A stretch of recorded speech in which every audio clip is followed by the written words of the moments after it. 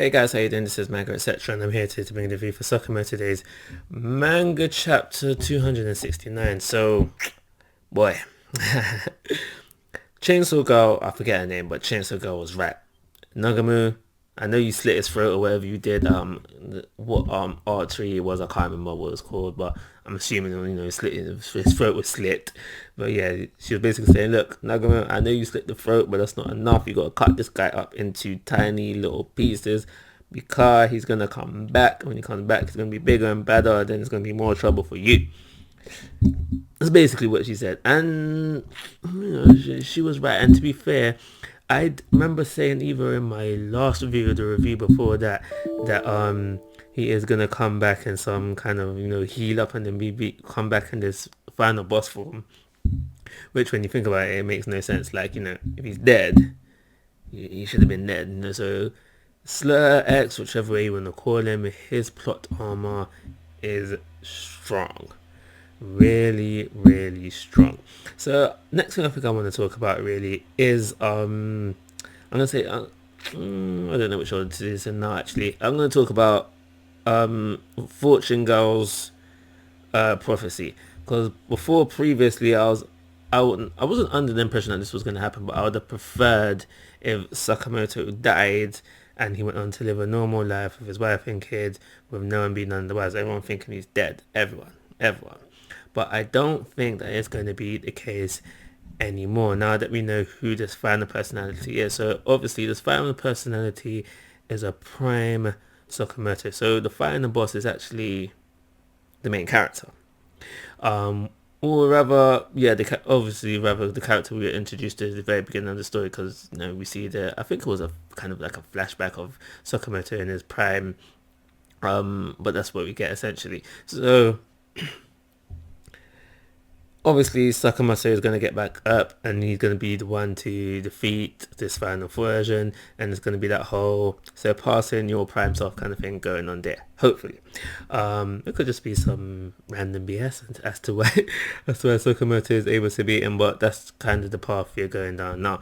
But it's because of this now that I kind of have a new thought process behind Fortune Girl's prophecy, and I actually saw this in the comment section for the review comment section for the review, where someone has stated how the Sakamoto that dies is going to be X. So that's going to be the Sakamoto that dies, and then obviously the actual Sakamoto lives on.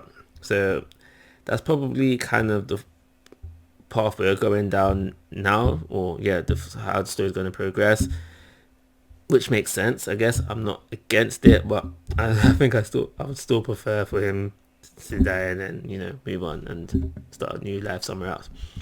Also within this chapter, we have this whole thing of Shin's come in there. He's read Mr. Sakamoto's mind, and I feel like it's kind of odd that on two occasions Shin mentions basically his thoughts, his thoughts on what he read from Mr. Sakamoto, and he's always kind of stops himself short of saying what he was actually thinking. Now, do I have any ideas what this could be? No. But do I feel like it has some kind of importance? Yes, simply because, like I said, two occasions it was brought up and he's kind of stopped short of saying what it is. So something there that I'm kind of intrigued about as well. We also have Nagamo, who saves Shin. Well, at least that's the way I portrayed it. Well, he saves Shin. He's noticed that X has gone to find a boss form and kind of kicks Shin away. Do I feel like Shin's going to be part of this fight?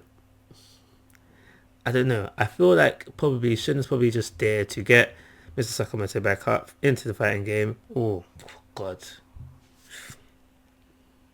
Just had a thought. Is Shin gonna go into Sakamoto's head and kind of tell him to get up, and that's the reason why he gets up, even though technically you shouldn't be getting up based on what Nagami said? That is probably going to be the case.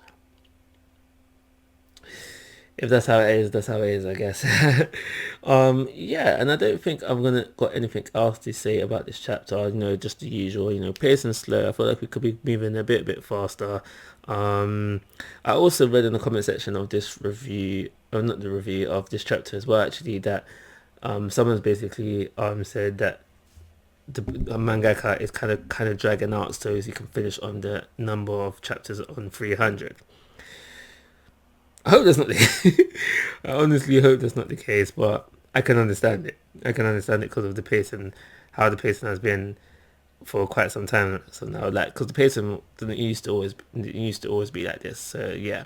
But yeah, I think that's everything I've got to say about this chapter. I'm gonna give it a 2-star rating and call it a review.